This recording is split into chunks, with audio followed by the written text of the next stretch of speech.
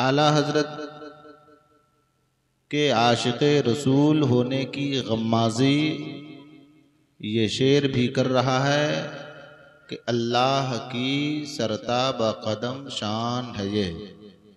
मुस्तफ़ा करीम सल्लल्लाहु अलैहि वसल्लम की जब मदहसराई करते हैं नज़्म की सूरत में तो कहते हैं कि अल्लाह की सरताब कदम शान है ये, इंसान नहीं इंसान वो इंसान है ये। और कुरान तो ईमान बताता है इन्हें, कुरान तो ईमान बताता है इन्हें, पर ईमान ये कहता है मेरी जान है ये। ईमान ये कहता है मेरी जान है ये। एक मरतबा और दुरूद शरीफ पढ़ लीजिए। अल्लाहुम्मा सल्ली अला सय्यदिना शफ़ीअना व मौलाना मुहम्मदिन बारिक वसल्लिम सलातुम व सलामन अलैका या रसूलल्लाह सल्लल्लाहु अलैहि वसल्लम। मैंने कुरान मुक़द्दस की 2 आयत अलग अलग जगह से तिलावत की है और एक हदीस पाक पढ़ा है। उसका तर्जमा मफ़हूम समाअत कीजिए। इंशाअल्लाह उसी के इर्द गिर्द थोड़ी देर गुफ्तगू करूँगा। अल्लाह तबारक व तआला अपने नेक बंदों की खूबी बयान फरमा रहा है। अला इन्न औलिया अल्लाहि ला खौफुन अलैहिम वला हुम यहज़नून। ये आयत हमारे जलसों में, हमारे आरास में, बुजुर्गान दीन की महफिलों में इतनी कसरत से पढ़ी जाती है कि मैं समझता हूँ कि आप लोगों को भी इसका तर्जमा याद हो गया होगा कि अल्लाह के वलियों को न कोई खौफ है और न कोई हुज़्न मलाल है। बड़ा सादा सा मफहूम है, हम आप सब समझ गए कि जो अल्लाह के वली हैं उन्हें किसी किस्म का कोई खौफ या किसी तरह का हुज़्न, कोई मलाल, कोई गम नहीं है। लेकिन वो वली हैं कौन? आखिर उस मनसब पर अल्लाह तबारक व तआला ने किसे फाइज फरमाया है कि जिसे अल्लाह के सिवा किसी का डर नहीं और न दिल में गम है न हुज़्न मलाल है। तो अल्लाह तबारक व तआला खुद कुरान मुक़द्दस के अंदर इरशाद फरमाता है, इन औलियाउहु इल्लल मुत्तक़ून। अल्लाह का वली वो है जो अल्लाह से ज्यादा डरने वाला है, परहेजगारी इख्तियार करने वाला है, अल्लाह का कुर्ब हासिल करने वाला है, मुत्तकी और परहेजगार है। अब हम इस वक्त तो बहुत सारे लोग अपने शान में तारीफी जुमले सुनने के लिए बेताब रहते हैं। एक साहब बता रहे थे कि मुजफ्फरपुर में और मुजफ्फरपुर के असर से कलकत्ता में घर घर पीर साहब नजर आने लगे हैं। अल्लाह इरशाद फरमाता है कि अल्लाह का वली पीर बनाने के लायक, मुर्शिद या किसी के हाथ पर अपने आप को बेचने के लायक आप उसी को समझें जो अल्लाह का वली है। और अल्लाह का वली कौन है? अल्लाह इरशाद फरमाता है जो मुत्तकी है वो अल्लाह का वली है। हम आला हजरत का जिक्र कर रहे हैं। आला हजरत के बारे में भी इस आयत को पढ़कर उनकी शान बयान की जाती है कि अल्लाह के वली को न कोई खौफ है न कोई हुज़्न मलाल। अब जरा दूसरी आयत के ज़िम्न में देखें कि अल्लाह आला हजरत इमाम अहमद रज़ा खान मुहद्दिसे बरेलवी मुत्तकी हैं या नहीं, परहेजगार हैं या नहीं, तकवा शिआर हैं या नहीं। अगर उनकी जिंदगी को पढ़ने के बाद आपको उनकी जिंदगी का कोई गोशा ये बताए कि आला हजरत मुत्तकी हैं तो आप समझ जाएं कि आला हजरत अल्लाह के दोस्त। मुत्तकी किसे कहते हैं? अल्लाह से डरने वाले। किन चीजों में? अल्लाह ने जिस चीज के करने का हुक्म दिया उस चीज को करने के लिए, और जिन चीजों से मना फरमाया उससे बाज रहने के लिए।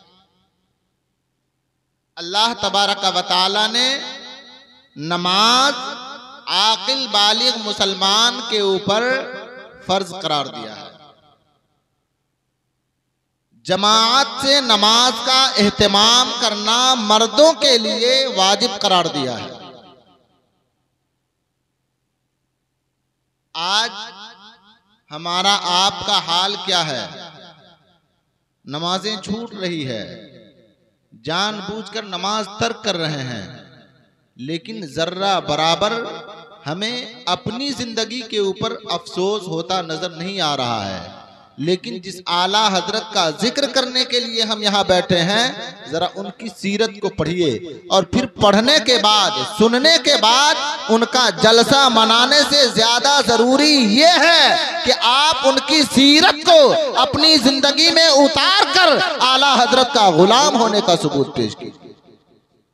सरकारे आला हजरत अलैहि रहमतुर रिजवान के बारे में आया है कि आप जब अपनी जिंदगी के आखिरी हिस्से का सफर कर रहे थे, आपके बदन पर नकाहत थी, कमजोरी थी, आप बीमार थे, कई महीनों तक आप बीमार रहे, लेकिन आपके अंदर खशियत इलाही, खौफे खुदा का आलम ये था कि नमाज छोड़ना तो दूर की बात, आला हजरत अजीमुल बरकत जमात को तर्क करना भी अपने लिए गवारा न समझते थे।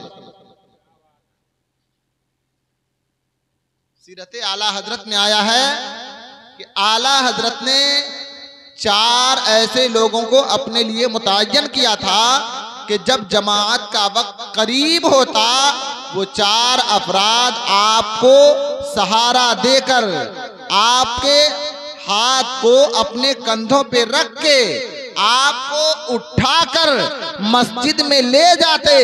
आला हजरत सरकार अलैहि रहमतुर रिजवान, जिनके अंदर उम्र के आखिरी पड़ाव में खड़ा होने की ताकत नहीं थी, लेकिन जमात का एहतमाम इस कदर किया कि वो 4 हजरात आपको मस्जिद में पहुंचाते, आप कुर्सी में बैठकर नमाज़े बा जमात अदा करके ये साबित करते कि अगर तुम्हें आला अल्लाह तबारक व तआला का खौफ है, अल्लाह का डर है, तो हर हालत में नमाज की पाबंदी करने का जज्बा रखो। अगर नमाज की पाबंदी करोगे, अल्लाह तबारक व तआला तुम्हें इसका इनाम अता फरमाए।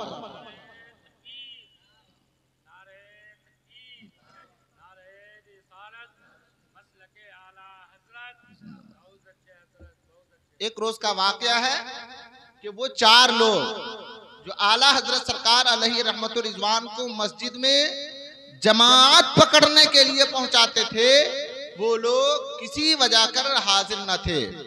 अजान हो गई, जब जमात का वक्त करीब आ रहा था, आला हजरत सरकार अलैहि रहमतुर रिजवान ने उनकी आमद के इंतजार में जमात को तर्क न किया, बल्कि अपने जिस्म पर ही घिसटते हुए मस्जिद का सफर तय करके मस्जिद में दाखिल होकर जमात के साथ नमाज अदा किया।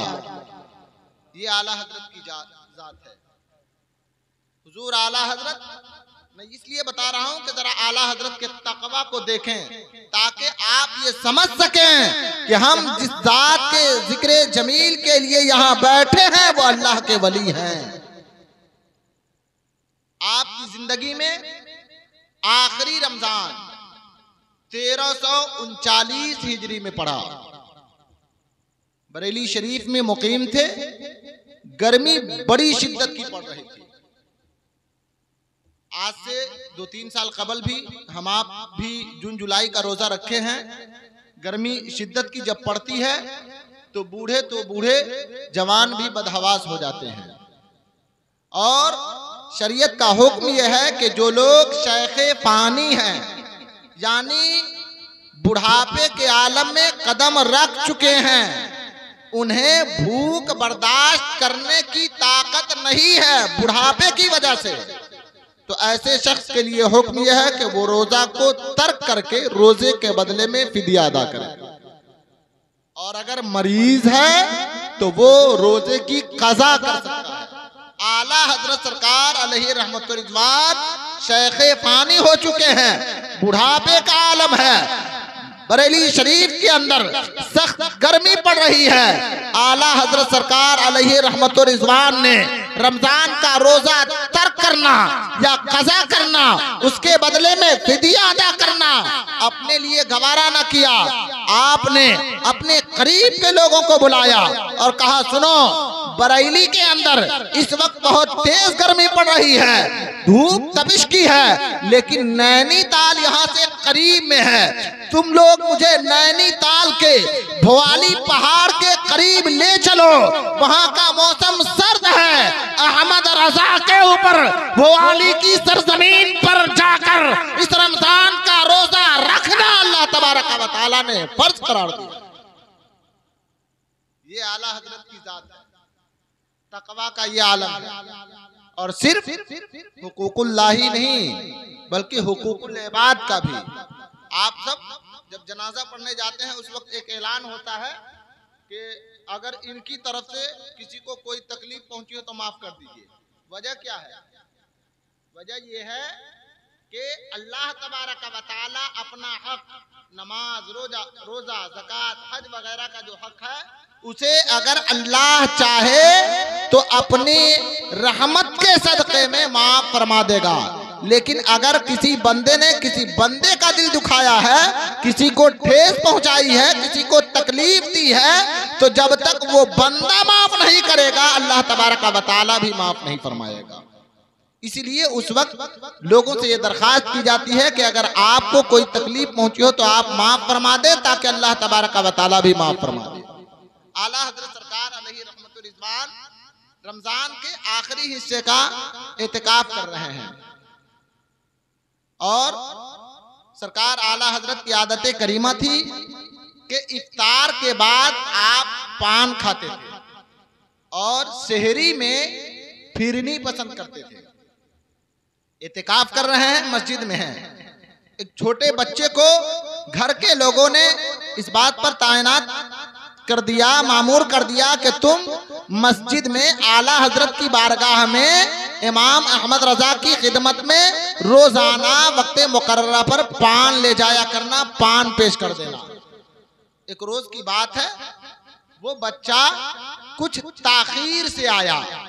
अब चूंकि आला हजरत को पान खाने की आदत थी, आदत करीमा थी, पान ताखीर से पहुंचा।